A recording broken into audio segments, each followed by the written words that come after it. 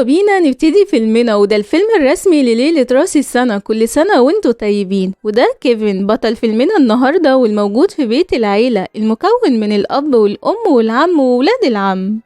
بيروح لمامته وبيقول لها أي مساعدة، لكنها بترفض لأنه لسه صغير، وبتقوله ياريت يجهز شنطته أفضل. وبيروح يطلب مساعدة من ولاد عمه في توضيب الشنطة، لكنهم كلهم مشغولين ومش هيقدروا يساعدوه. بيقولوله ان دايما هيفضل كده محتاج لمساعدة، ولكن هو بيقول لهم بكرة هكبر وهعيش لوحدي ومش هحتاج مساعدة من حد فيكم تاني ابدا. كيفن يطلب من ابن عمه ان ينام معاه النهاردة، لكنه بيرفض طلبه، وبيبص من الشباك على راجل عجوز بيقول عليه انه سفاح وقتل ناس كتير ومستخبي في البيت بتاعه ده.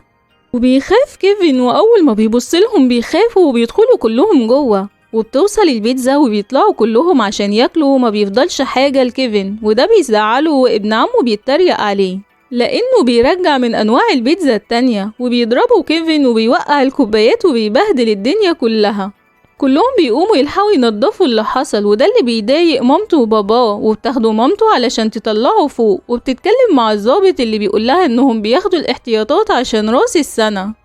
وبيلاحظ كيفن ان عنده سنة دهب في بقه، وبتاخده مامته وبتطلعه فوق، وبتقرر تعاقبه وتنيمه في الدور التالت لوحده.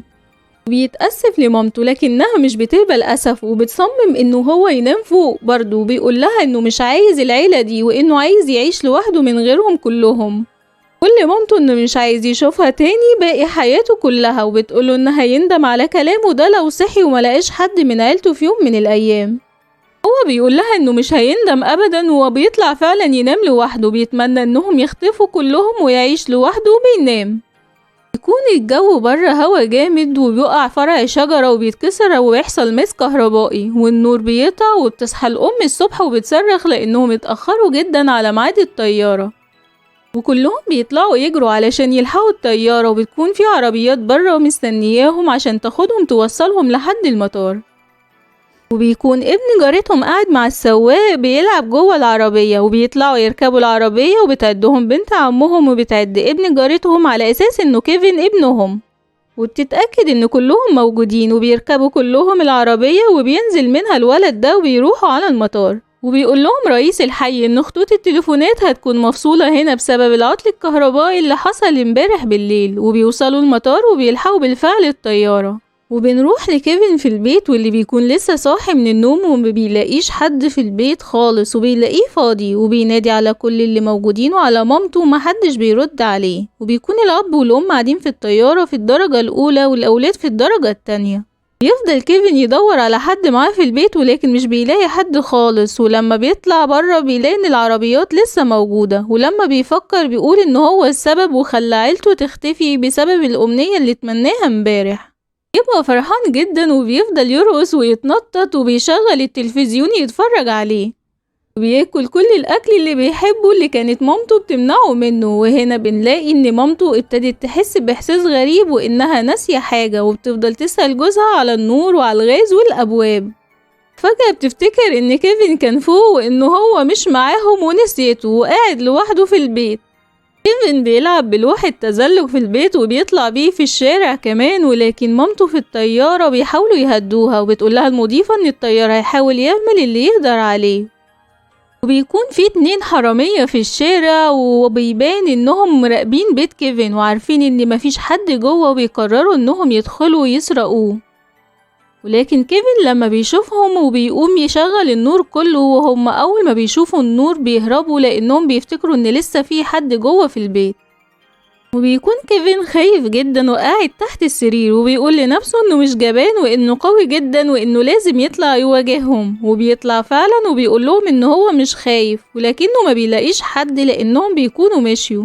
لكن بيظهر مرة واحدة جارهم السفاح، وبيخاف منه كيفن، وبيطلع يجري على سريره وبيتغطى. وبتروح للأم تاني، وبيكونوا وصلوا للبلد اللي مسافرين ليها، وبيحاولوا يتواصلوا مع تليفون البيت لكن ما بيعرفوش.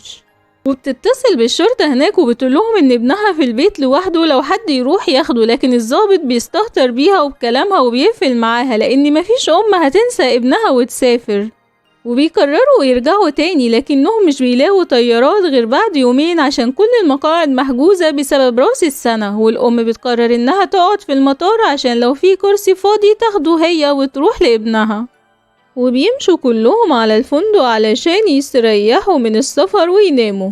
وبنروح لكيفن اللي بيستحمى وبيستخدم حاجات باباه وبيعمل زي الكبار ما بيعملوا، وبيروح يجيب لعبة من على الرف، ولكن بيوقع المكتبة كلها وبيلاقي الفلوس اللي ابن عمه مخبيها وبياخدها وبيروح يشتري حاجات من السوبر ماركت. كأنه بيشوف جارهم السفاح وبيخاف منه وبيطلع يجري وبيفتكروه سرق حاجة، وبيطلع اللي شغال في المحل بيطلع يجري وراه والشرطة برضه بتجري وراه، لكن بيقدر يهرب منهم. وبتكون العصابة بتسرق بيت جنب بيت كيفن وبيفتحوا المية وبيسيبوها عشان الشرطة تعرف انها نفس العصابة اللي بتسرق البيوت التانية.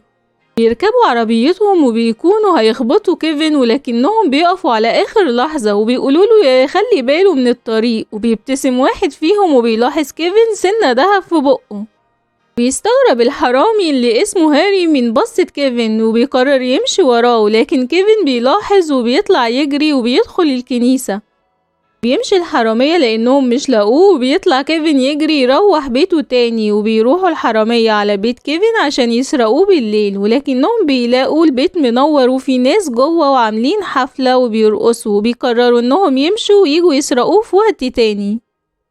وبيكون كيفن بيحرك عرايس من ورا الستارة عشان بيبان ان في ناس موجودة في البيت، وبتنجح خطته فعلا. وبعدها بيروح يطلب بيتزا وبيشغل التلفزيون على انه صوته، وبيحاسب الراجل من ورا الباب.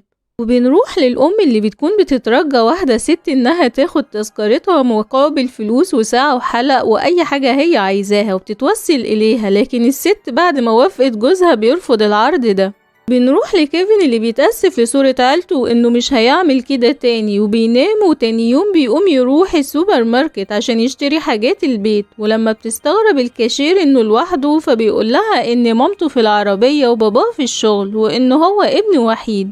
يديها بطاقة باباه عشان تاخد الحساب، وبياخد الحاجات وبيرجع البيت تاني وبيغسل هدومه. وبنشوف الحرامية وهم بيستغربوا ازاي البيت كان فيه حفلة امبارح ودلوقتي مفيش اي حركة خالص فيه.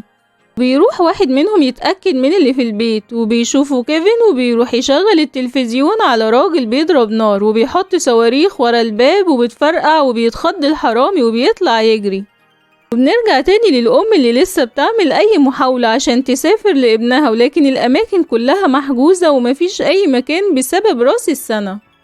تتعصب جدا وبيشوفها قائد فرقة وبيروح يعرض عليها انه يوصلها، وبتركب معاهم لما عرف مشكلتها، وهي بتوافق وبتفضل تشكره كتير.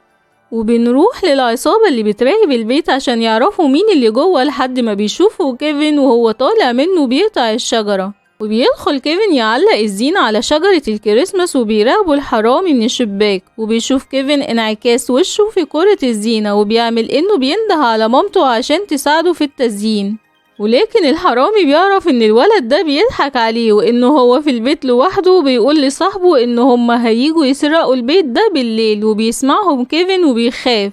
وبيجي بالليل وبيروح كيفن لواحد عامل نفسه سانتا كلوز، وبيقول له قول لسانتا انه مش عايز هدية السنة دي واني عايز عيلتي ترجع تاني. وبيديله الراجل الشوكولاتة وبيمشي.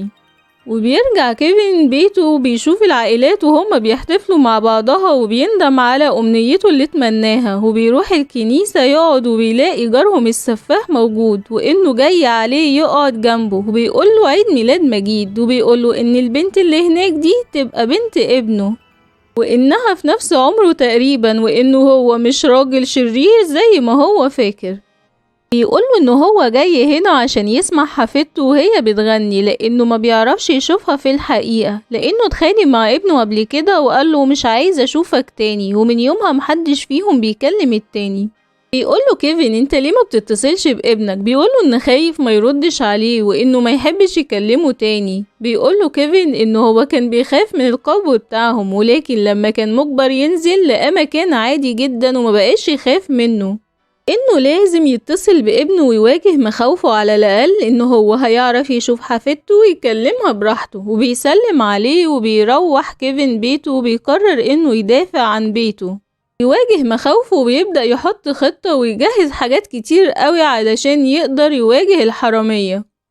يوصل الحرامية وبيروحوا عند الباب الخلفي وبيتكلموا معاه على أساس إنه يخاف، ولكن هو بيطلع البندقية من فتحة الباب من تحت وبيضرب واحد في رجله وبتوجعه جامد جدا. بيدخل التاني راسه من الباب علشان يخوفه، لكن كيفن بيضربه هو التاني في راسه وبيتألم، وبيروح الأول عشان يدخل من الباب اللي قدام، ولكن بيتزحلق بسبب الزيت اللي كان كيفن حطه، وبيحاول يقوم ويطلع كذا مرة ولكن ما بيعرفش. التاني بيروح على باب القبو وبيوقع وبيقوم يمسك أكرة الباب وبيفتحها وبيدخل البيت وبيلاقي سلك النور، ولما بيشده بينزل عليه مكوى من فوق وبتقع على راسه وبيقع على الأرض، وبيكون صاحبه قدر يطلع على السلم وبيجي يفتح الباب، ولكن ايده بتتحرق من الحديدة السخنة اللي كيفن كان حاططها وبيقع على الأرض. علشان يلحق يبرد ايده في التلج، وبيرجع الحرامي التاني اللي ما بيكونش عارف يطلع على السلم لان كيفن حاطط مادة بتلزق على السلم وبيكون فيه مسمار وبيدوس عليه وبيقع على الارض من كتر الوجع.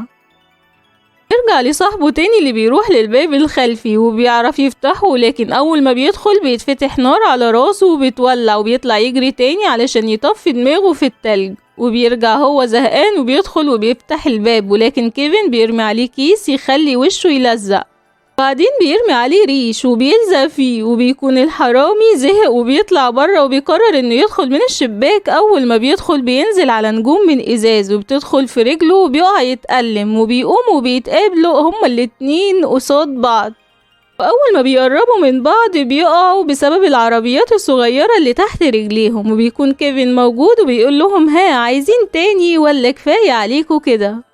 يقوم واحد يجري وراه، لكن كيفن بيرمي عليه علبة بوهية لكنها بتيجي في صاحبه التاني، ولكن كيفن بيرمي واحدة تانية وبتيجي فيه وبيقع على صاحبه وبتطير سنة الدهب من بقه بسبب الوقعة. وبيتصل كيفن بالشرطة ويبلغ ان في حالة سرقة في بيته، وبيطلع الحرامية وراه كيفن لكن بيقعوا بسبب حبل كيفن كان عامله، لكن واحد فيهم بيمسكه، لكن كيفن بيلاقي عنكبوت وبيمسكه ويحطه على وش الحرامي، فبيسيبه وبيطلع كيفن ويمسك في حبل وبيطلع من الشباك على بيت الشجرة، وبيجي وراه الحرامية وبيقرروا يعملوا زيه، ولما بيطلعوا من الشباك بيمسكوا في الحبل وبيقطع كيفن الحبل وبيقع على الأرض، وبيطلع كيفن يجري وهم بيجروا وراه وبيدخل بيت جارهم، لكن هم بيمسكوه وبيعلقوه، وبيجي جاره وبيضربهم وبياخد كيفن ويمشي، وبتوصل الشرطة وبتقبض على الاتنين الحرامية الأغبياء دول، وبيفرح كيفن باللي هو عمله وبينظف بيته تاني وبيجيب الأكل وبيستنى أهله يظهروا من تاني. وبتكون الأم مع الفرقة في العربية وبتقول إنها أم سيئة جدا لأنها نسيت ابنها، لكن صاحب الفرقة بيهون عليها ويقول لها إنهم كلهم هنا ما بيشوفوش عيلتهم إلا قليل جدا.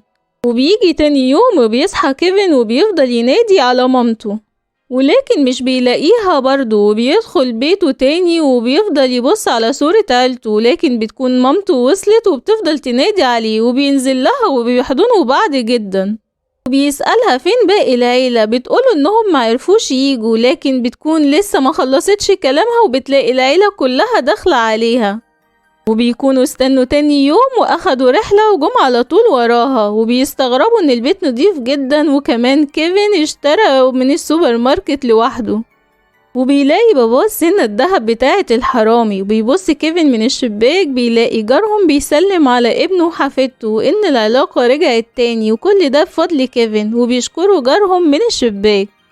وبس كده، ولو عجبك الفيديو اوعى تنسى تعمل لايك علشان انت بتنسى. يلا سلام.